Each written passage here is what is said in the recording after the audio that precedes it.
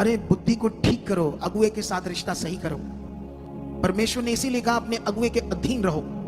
अगर नहीं कहा हो तो अगुए के अधीन रहने का मतलब ये, वो भी उस अगुए को चेक करो जिसने तुम्हें कभी गुमराह ना किया हो, जिसने कभी तेल पानी कपड़ा ना बेचा हो प्रार्थना के नाम से, कभी तुमसे 10,000 20,000 पैसे लेकर प्रार्थना की हो। चेक करो, चेक करो ऐसे अगुए को, चेक करो उसकी टीचिंग को, उसके जीवन को। और जो खुदा उसे यूज कर रहा हो, कितने लोग जो यीशु मसीह में चल रहे हैं बैकस्लाइड हो गए, हमने उन्हें बचा लिया, उनकी हीलिंग कर दी। ये छोटी बात है। जलालाबाद में कितने बैकस्लाइड हो गए थे, और भी कितने एरिया में बैकस्लाइड हो गए थे, उन्हें हमने अपनी टीचिंग से और मैंने जाकर लोगों के बीच में वर्क करके उन्हें जीता है। कितनों को बात समझ आती है? तो अभी ये सब चीजें चेक करो और वफादार बनो, फिर तुम्हारी जिंदगी देखना कितनी खूबसूरत होगी। यीशु मसीह, मैंने तुम्हें चीजों पर विश्वास नहीं कराया। विश्वास मतलब विश्वास है, आपका विश्वास खुदा पर, परमेश्वर पर और उसकी पावर पर होना चाहिए, ना कि मटीरियलिस्ट चीजों पर होना चाहिए। ये भी मैंने तुम्हें सिखाया, सोच कर देखो इस मिनिस्ट्री की टीचिंग को। लेकिन यहां पर एक और वचन कोट करते हैं, ठीक है, आपके समझाने के लिए। पहला थेसलोनिकिया, ताकि फिर हम इस टॉपिक का जो मेन पॉइंट है उसको और समझेंगे अच्छा, क्योंकि ये नॉर्मल वचन नहीं है हमारे लिए, याद रखना। इसका 4 का 17 और 18 वचन पढ़ते हैं। पहला थिस्सलुनीकियों, ऐसे लिखा है, जब हम जो जीवित और बचे रहेंगे उनके साथ बादलों पर उठा लिए जाएंगे कि हवा में प्रभु से मिलें। मैं इस रीति से हम सदा प्रभु के साथ रहेंगे। देख लो, सीधा सीधा वचन। ये कलीसिया के लिए वचन है जो प्रेरित पौल दे रहा था उस समय, अलग अलग कलीसियाओं में जा जाकर।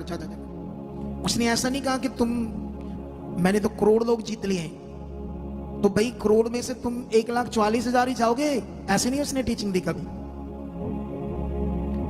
बाकियों के लिए बना रहा यस्सु, पाकिस्तान से परली साइड लगाई है लेबर, उधर समुद्र च मिट्टी पारे 15 कर रहे थोड़े लिए। देखो हाल लोगों की टीचिंग का है।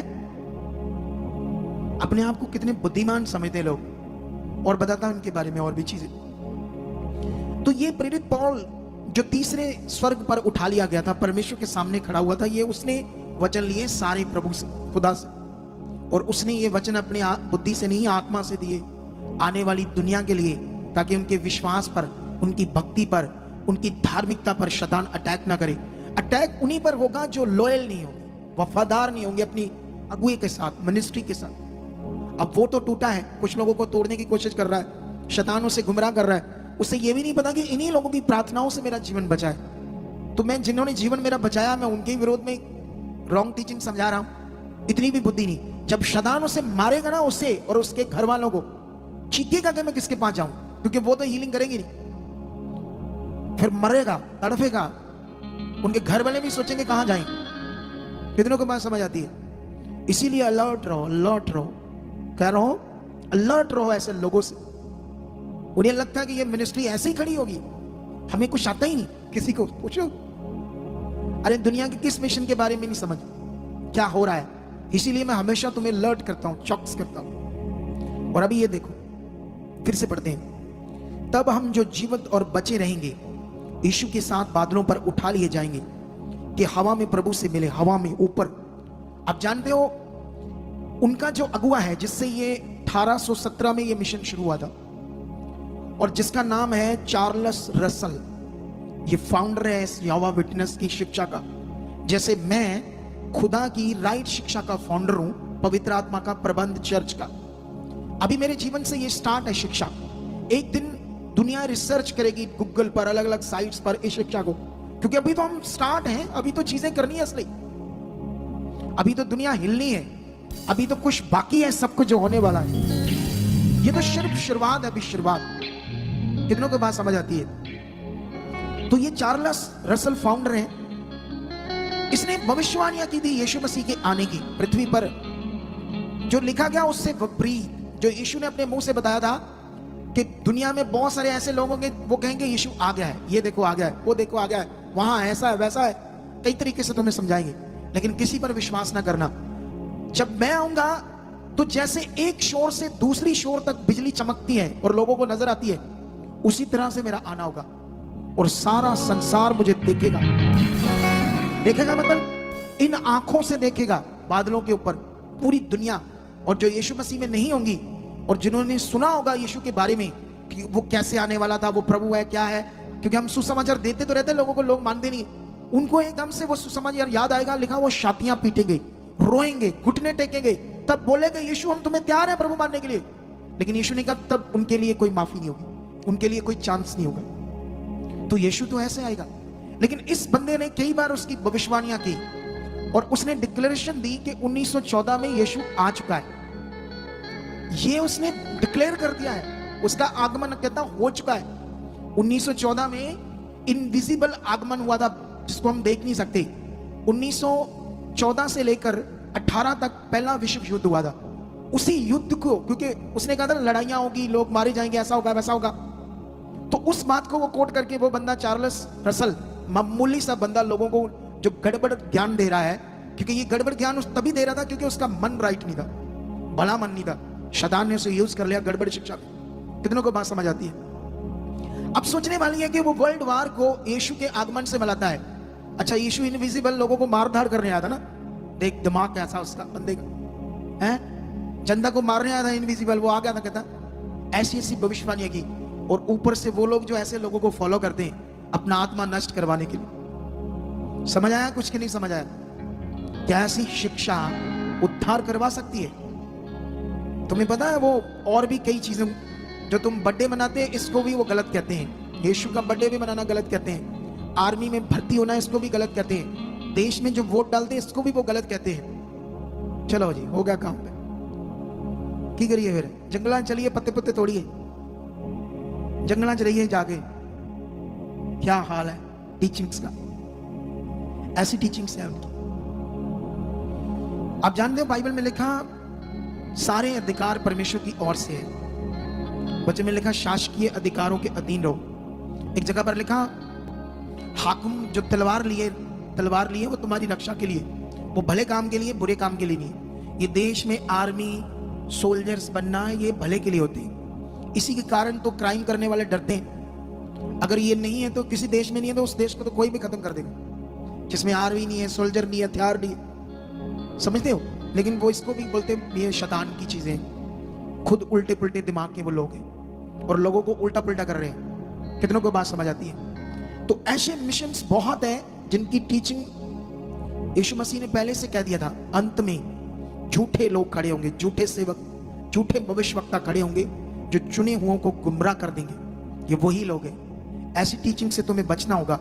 उन्होंने अपनी नई बाइबल क्यों लिखी? क्योंकि उस बाइबल से ही उनका मकसद पूरा होता था। इस बाइबल में इतने ज्यादा वचन हैं जो ये साबित कर देते हैं कि यीशु परमेश्वर है। क्या है? प्रकाशित वाक्य में लिखा, यीशु ने कहा मैं ही अल्फा और ओमेगा हूं। इसको वो कैसे रद्देंगे? इस वचन को वो कैसे उन वचनों को रद्देंगे जिसमें यीशु ने कहा जाओ तुम मेरे नाम से बीमारों पर हाथ रखोगे तो बीमार चंगे हो जाएंगे। तो कैसे यीशु ने कह दिया कि मेरे नाम से लोगों को जीवन मिलेगा, छुटकारा? क्या दुनिया में कभी किसी गुरु के नाम से होता है? किसी भविष्यवक्ता के नाम से कोई चंगाई होती है? तो यीशु के नाम से हम चंगाई क्यों करते हैं? वो क्यों कहता है आकर अपने चेलों को स्वर्ग और पृथ्वी का सारा अधिकार मेरे पास है, जाओ सारी दुनिया में लोगों को मेरा चेला बनाओ। यीशु ने ऐसे क्यों कहा? मैं जगत की ज्योति हूं, जो मेरे पीछे आता है वह अंधकार में न चलेगा परंतु जीवन की ज्योति पाएगा। तो यीशु ने क्यों कहा मुझे फॉलो करो?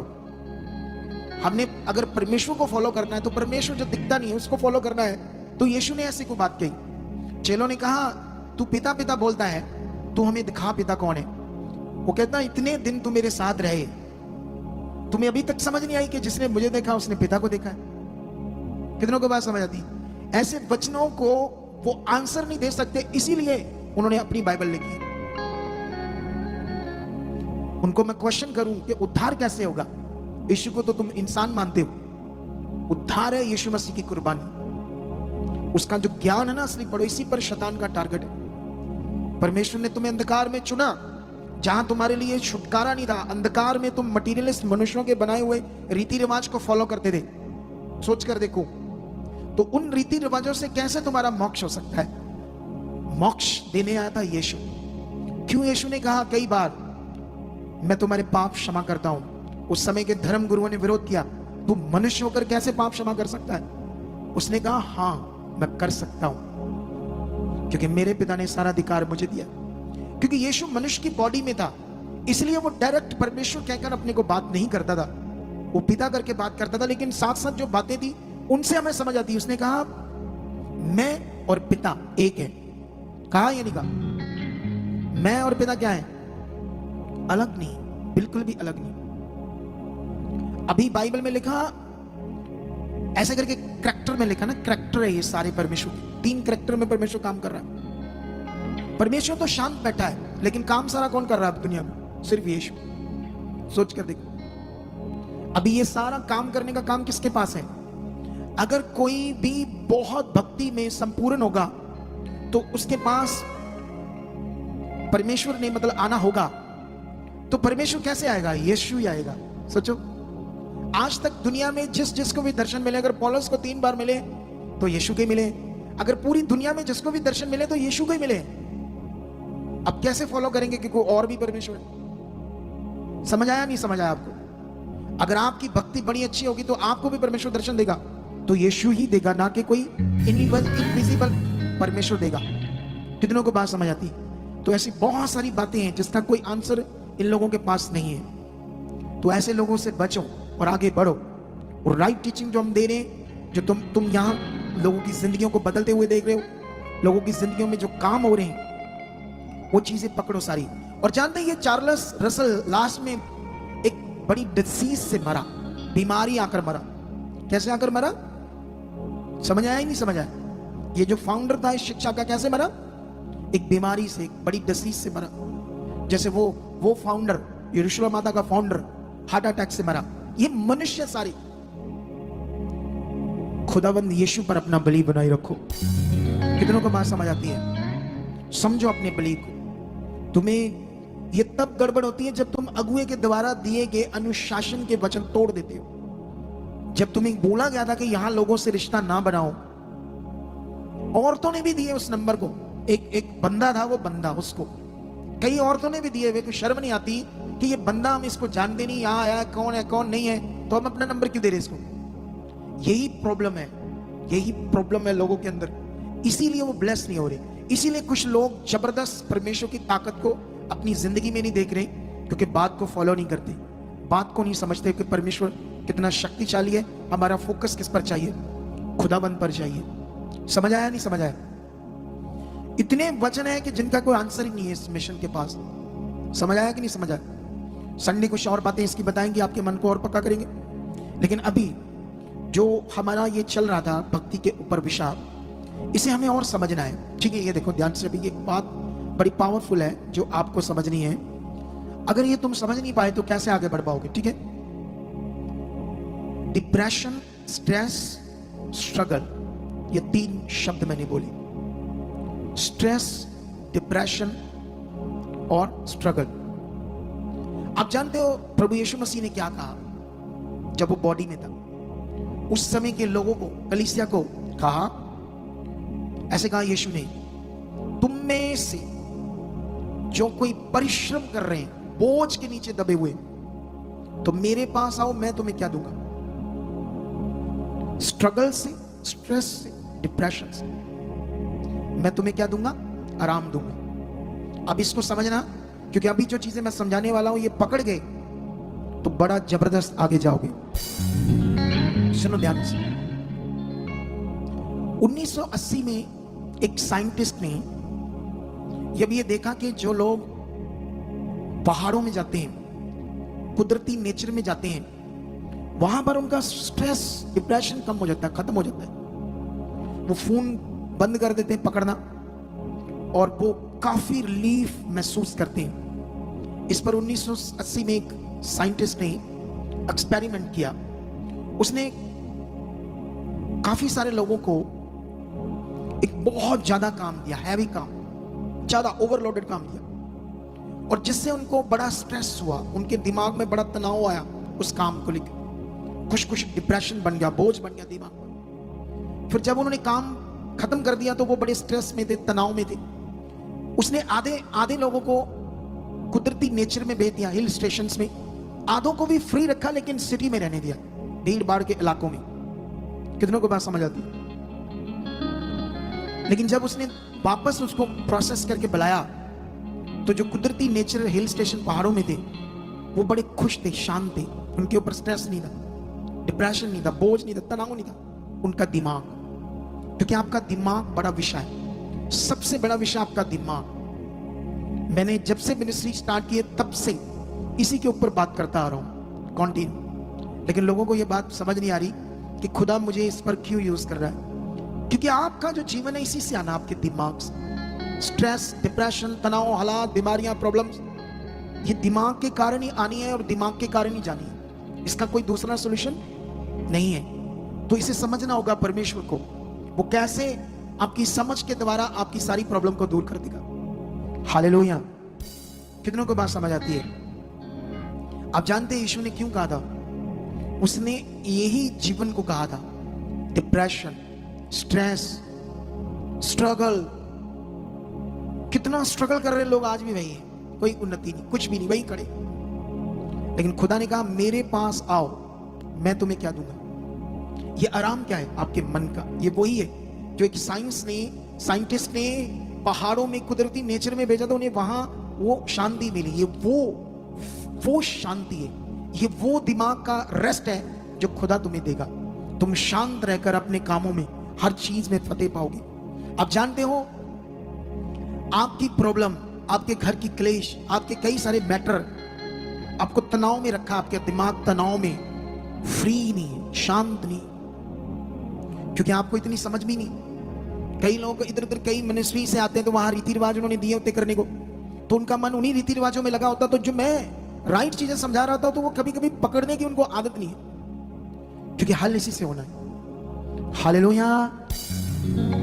कितनों को बात समझ आती है?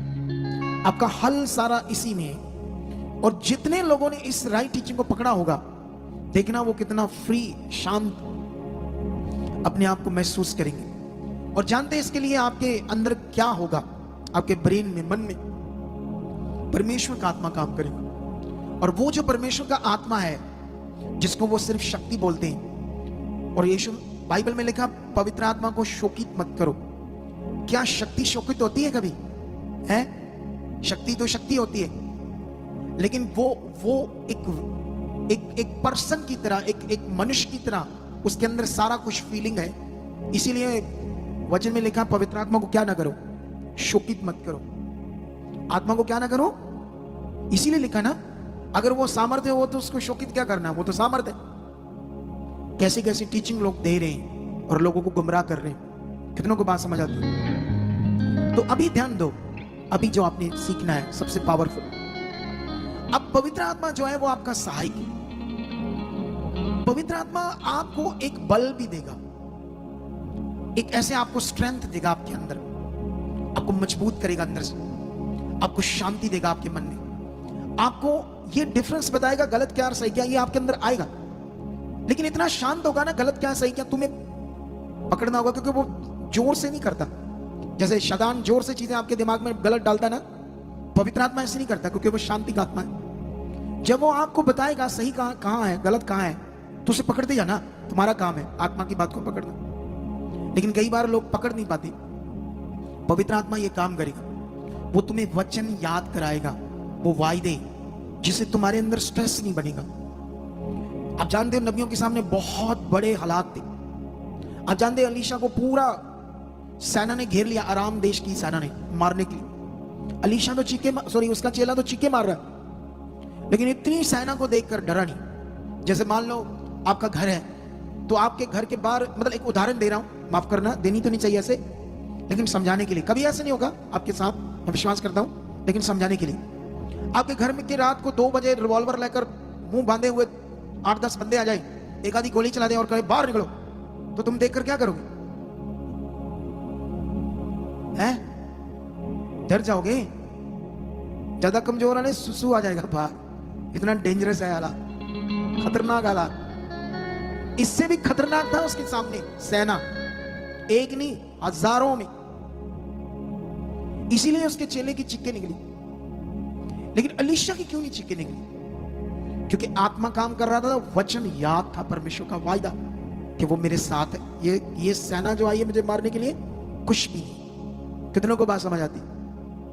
इसी तरह से जब तुम्हारे अंदर वचन, प्रतिज्ञाएं चल रही होगी जो तुम सीख रहे हो, फिर स्ट्रेस, डिप्रेशन, डर काम नहीं करेगा, बोझ काम नहीं करेगा। यीशु ने कहा अपना जुआ मुझे दे दो और मेरा जुआ अपने ऊपर ले लो, क्योंकि वो हल्का और नम्र है।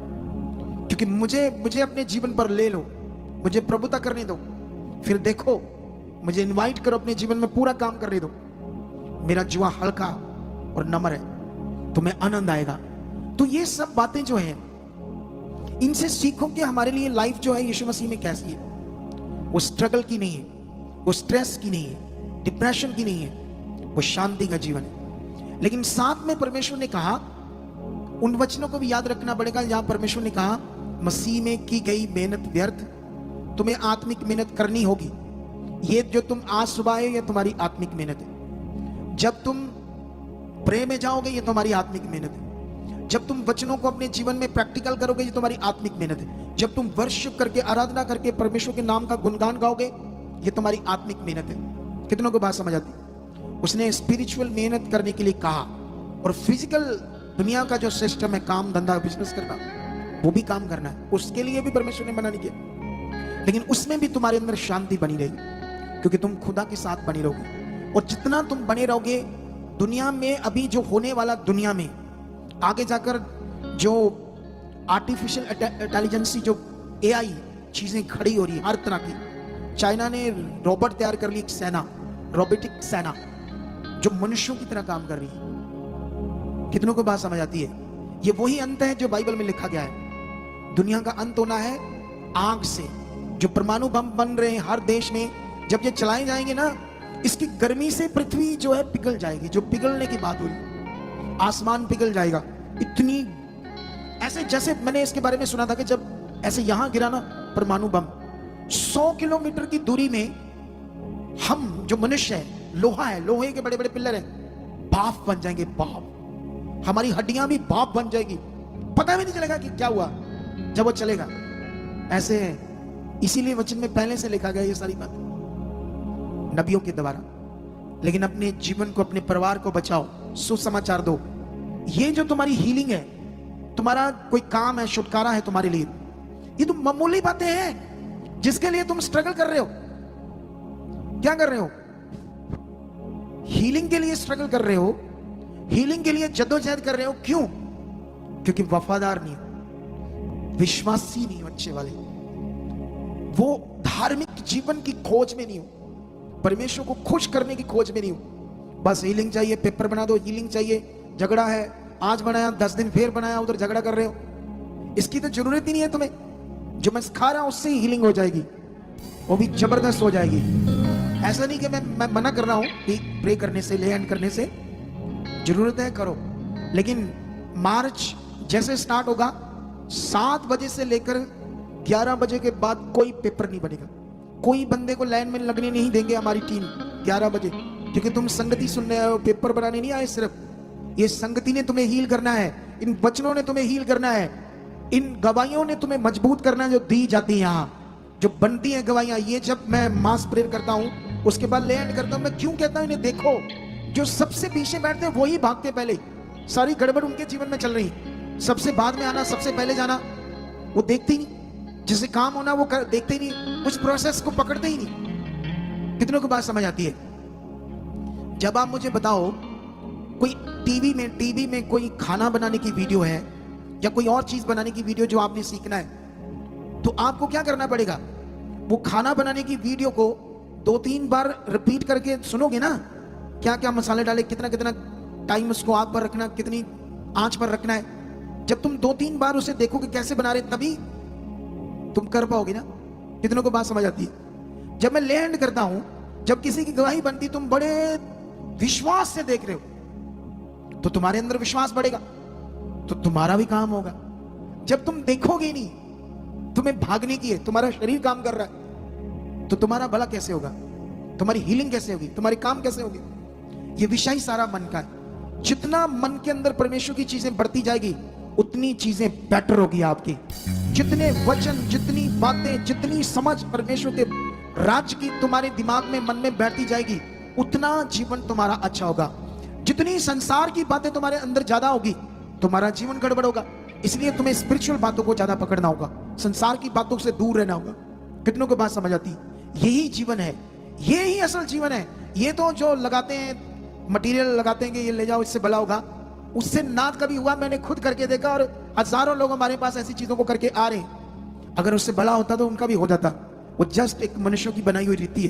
कितनों को बात समझ आती है? समझ आया या नहीं समझ आया? तो ये विषय क्या है? विषय भक्ति, परमेश्वर के साथ चलना है, संगति में आना, उसके साथ चलना है। ये प्रभु का भवन, इसमें सेवा करना, ये भी खुदा के साथ चलना है।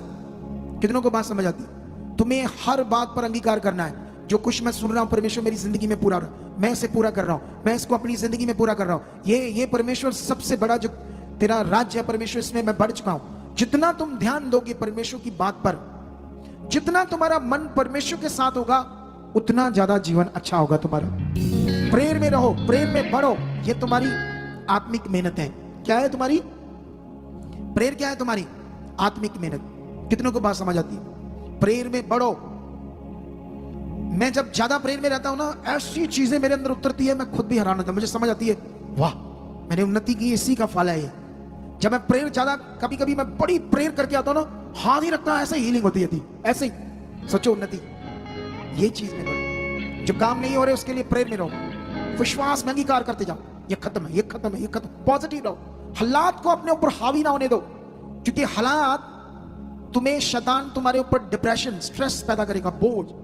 तुम्हें परमेश्वर के वचनों का सहारा लेकर अपने फेथ को पक्का करना है। फिर तुम्हारे अंदर आत्मा काम करेगा, वो तुम्हें शांति देगा हालात में, हालात के साथ लड़ने की शक्ति देगा।